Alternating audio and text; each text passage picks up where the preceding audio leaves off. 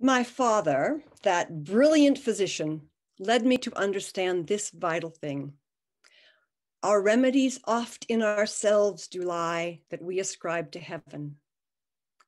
I remember when I came to him crying, with an impossible knot in a fine chain. It held a medallion that had belonged to my mother, and I was sick with sorrow that I had tangled it. And he told me gently, "You can figure that out." I sat in a spot in the sun, and with my pudgy 4-year-old fingers and a pin loaned me by the Countess, I did indeed untwine that knot and did not break the chain. And from then on, I understood something larger. We might solve our own predicaments. We do not always need others, not even fathers, not even heaven, to solve them for us. And so, Bertram I loved, and Bertram I chased, and Bertram I was utterly belittled by. Don't think I didn't notice the smirking at the way I set my cap at him, Count Bertram, his station so high above my own, especially when he chose to fly from me. But after my initial woe, I looked again at how it was a problem and how it might be a problem I might remedy. You see, once gathering herbs with my father, I found myself separated from him, lost amongst trees so thick I could not see the sky. It was almost night, creatures skittered, my breath came fast. I thought my heart would burst the skin that held it. But then I heard, my father having said this many times by then, "You can figure it out." I took a deep breath and looked around and noticed things I remembered, and so found my way back to where he was, picking herbs in the dusk when the buds begin to close and are more potent. And as if nothing had happened, he would not want to hear the problem nor the solution, as both were obvious. I crouched down beside him, pointed at the plant at which he was clipping leaves, and said, "What's that one do?" Which is when my training began. Amongst my greatest satisfactions was and is working in this stone cottage given him by the Countess, where even now plants hang from the ceiling to dry.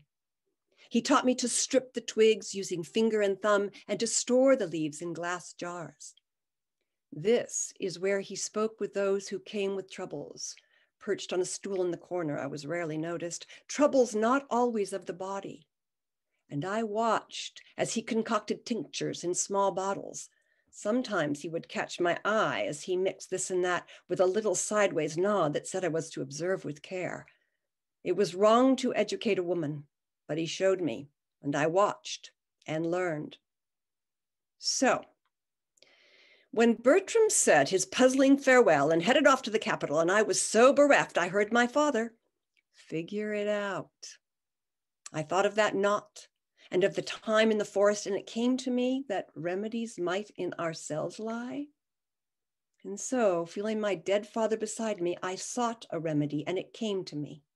I would follow Bertram and bring the sick king back to health, which I felt certain I could do. In this way, I would treat 2 afflictions with 1 cure. Or so I thought. For when I had indeed cured the king, in spite of such tut-tutting from his physicians, such shaking of heads and glances of scorn, and the king gave me my wish, marriage to Bertram, and unasked a dowry, I did not foresee. I thought I knew Bertram. I knew he could be pompous, full of himself, but I never imagined that he would say to the king himself, "A poor physician's daughter, my wife?" And off he went to Italy. Then sent that letter in which he stated his impossible terms, the plot of an outrageous and arrogant fairy tale. How was I to obtain a ring he never took from his finger? How could I have his child when he bolted even from the sight of me? But I thought again of that knot in that delicate chain and how carefully I worked that tangle while not breaking it. I chose to see his letter as a challenge and a passport. It would show me the way. And so it did, all the way to Italy. And while I do believe that oft we can find the remedy, there is such a thing as fortune. And fortune blessed me with the Countess and Diana. Diana, stalwart friend, willing to go to prison rather than confess the plan that gained me not just Bertram's ring, but Bertram's child. Part of that devious plan was that everyone believed, as I intended, that I had died. And when, back at court, Diana spoke, "Dead though she be, she feels her young one kick," and the king, in fury at her riddle, would have sent her to her death, I was called for, and in I came. And here is something I never will understand. What Bertram said when he saw the two of us, or perhaps all three, as my belly that held his child preceded me into the room. He said, both, oh, pardon. And when I told the court and him I'd overcome the challenges he'd set, the ring, the child, he said to the king, "If she, my liege, can make me know this clearly, I'll love her dearly, ever, ever dearly." It was all pretty clear. Perhaps less clear, and to everyone's amazement, is that he has indeed loved me ever since and ever dearly. What prompted this change? I've asked him. He murmurs something vague. Our firstborn, conceived that night in Italy, is in the capital, physician to the new young king. The old king died, not of any illness, but peacefully in his sleep. My beloved countess, too, now has departed the earth. I now claim that title, though it makes me smile still when I am addressed as such. My daughters study with me, but I counsel caution.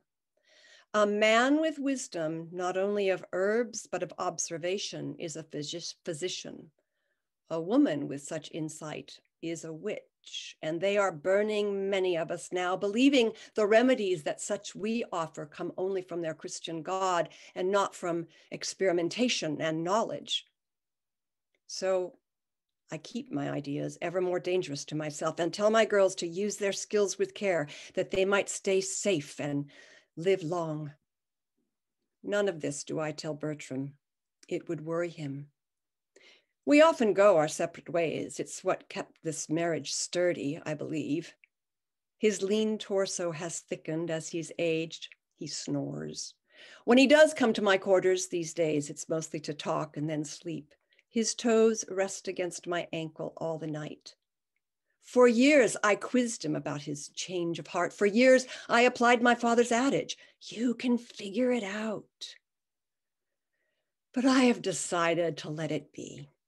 That lovely knot need not, should not be untangled.